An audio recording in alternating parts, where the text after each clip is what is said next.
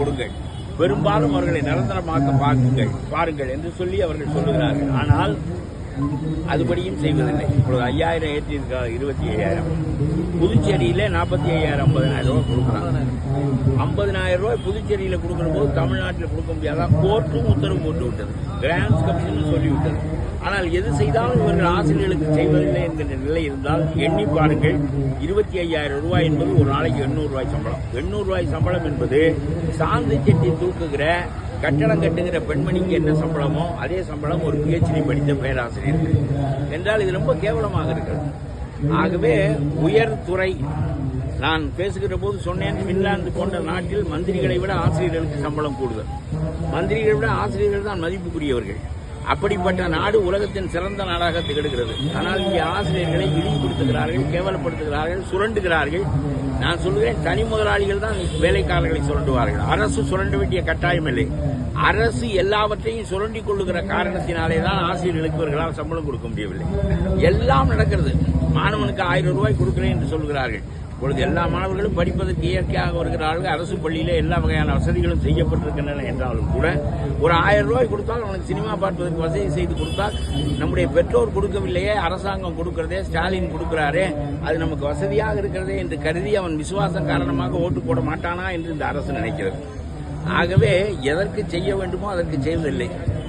கீழ்மட்ட நிலைகளில் பள்ளிக்கூடங்களில் 25% மாணவர்களை ஆங்கில பள்ளிக்கூடங்களுக்கு அனுப்பி அவர்களுக்கு இவர்கள் கட்டணம் கட்டுகிறார்கள். அரசாங்கத்தில் உயர் கட்டணம் கட்டுகிறார்கள்.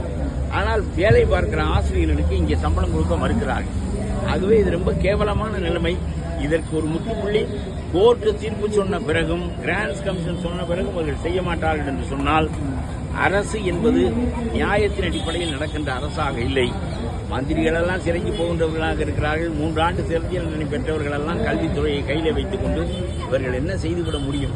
நான் கேட்கிறேன், எந்த நியாய அநியாய உணர்ச்சி இவர்களுக்கு இருந்தால் இவர்கள் செய்கின்ற குற்றங்களுக்காக 3 ஆண்டு சிறை தண்டனைக்கு போகின்றவர் உயர்கல்வி அமைச்சராக இருக்கின்ற போது அவருக்கு என்ன? அவர் உங்களை பார்த்து சொல்லுகிறார், உங்களெல்லாம் நாங்களா இருக்க சொல்லுகிறோம், வேண்டாம் என்றால் போ, வேற இடத்துல வேலை பார்த்து என்று போகின்ற பிரதிநிதிகளிடம் இவ்வளவு கேவலமாக சொல்லுகின்ற ஒரு உயர்கல்வி அமைச்சர் 3 ஆண்டு சிறை தண்டனை பெற்றுவிட்டு பதவியை இழந்து மறுபடியும் அது நிறுத்தி வைக்கப்பட்டவுடன் மீண்டும் ரொம்ப அவசரமாக அவர் தொலைத்த பொருளை திரும்ப கொடுப்பது போல மந்திரி பதவியை கொடுக்கிறார்கள். அரசினுடைய சிந்தனை போக்கே இதுதான் என்கின்ற காரணத்தினால் அந்த உயர்கல்வி அமைச்சுக்கும் சரி, அரசுக்கும் சரி, நீங்கள் ஒரு பெரிய நெருக்கடியை கொடுத்து மக்கள் ஆதரவை இனிமேல் உங்களுக்கு திரட்ட வேண்டும். நாங்கள் வாத்தியாராக இருக்கிறோம், என்ன குறை வைத்திருக்கிறோம், நல்லபடியாக சொல்லிக் கொடுக்கிறோம்.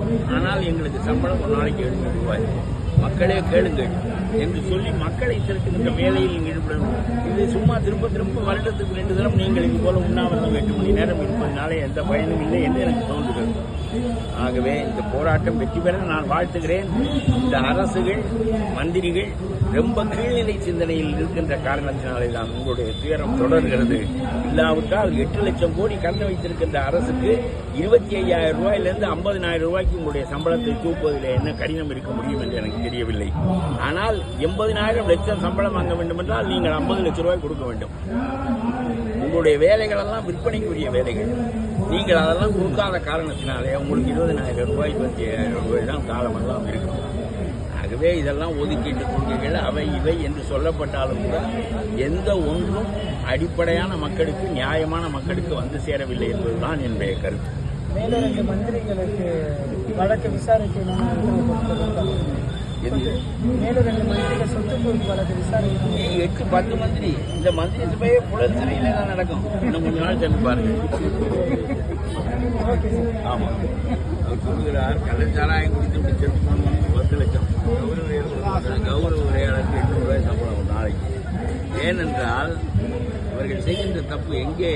இந்த கள்ளச்சாராயம் குடித்தவனுக்கு செத்தவனுக்கு உடனடியாக 10 லட்சம் கொடுக்காவிட்டால் ஒரு பெரிய கட்சியாக மாறி நாடே குடியால் கெட்டு போய்விட்டது என்கிற கருத்து மக்களை உருவாகிவிடக்கூடாது. அதனால முதல்ல அவனுடைய வாயை கொத்தி விடணும். ரொம்ப கேவலமாக இருக்கிறது. கள்ளச்சாராயம் குடிக்க பாத்தியர்களுக்கெல்லாம் 10 லட்சம் கொடுக்கட்டும், பாத்தியார்களுக்கெல்லாம் 700 ரூபாய் சம்பளம். இந்த அரசின் லட்சணம் இதுதான்.